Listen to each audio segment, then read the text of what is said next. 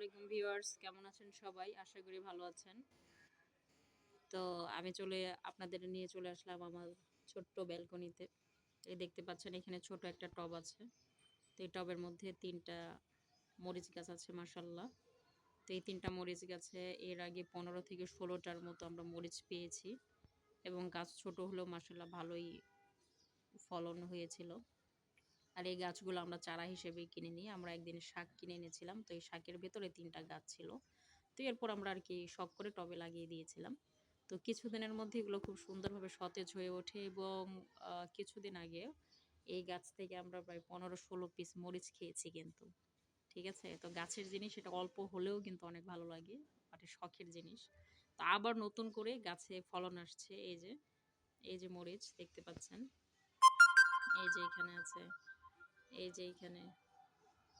তারপরে এই যে এই দিক দিয়ে আরো কয়েকটা আছে। এখনো বর্তমানে প্রায় ৫-৬ টার মতো মরিচ আছে গাছে এবং নতুন করে আবার ফুল হচ্ছে। এই যে আপনাদের যদি দেখাই, এই দেখেন।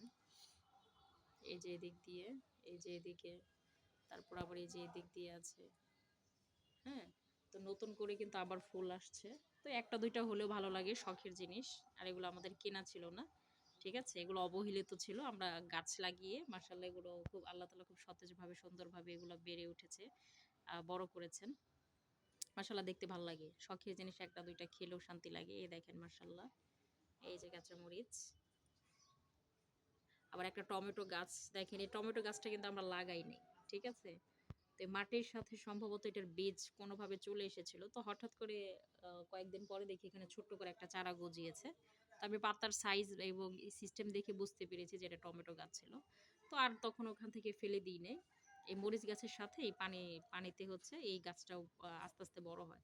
তো এই যে দেখেন মাশাআল্লাহ এর আগেও কিন্তু আমরা ৫-৬ টার মতো এই চেরি টমেটোগুলো খেয়েছি। এই যে আবার নতুন করে এই যে পাকা শুরু করছে এই যে এখানে আবার এই যে এখানে নিচে দেখেন।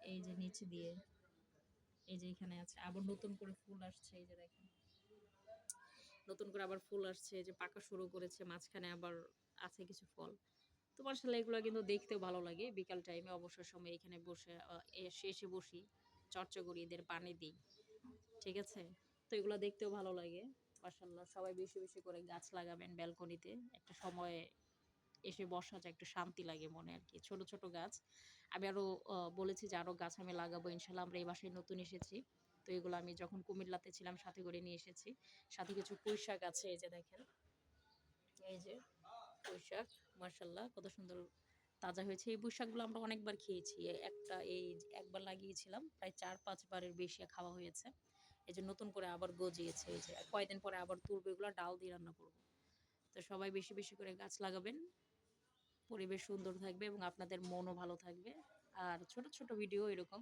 পেতে আপনারা কিন্তু চ্যানেলটা সাবস্ক্রাইব করতে পারেন ধন্যবাদ সবাইকে ভিডিওটা দেখার জন্য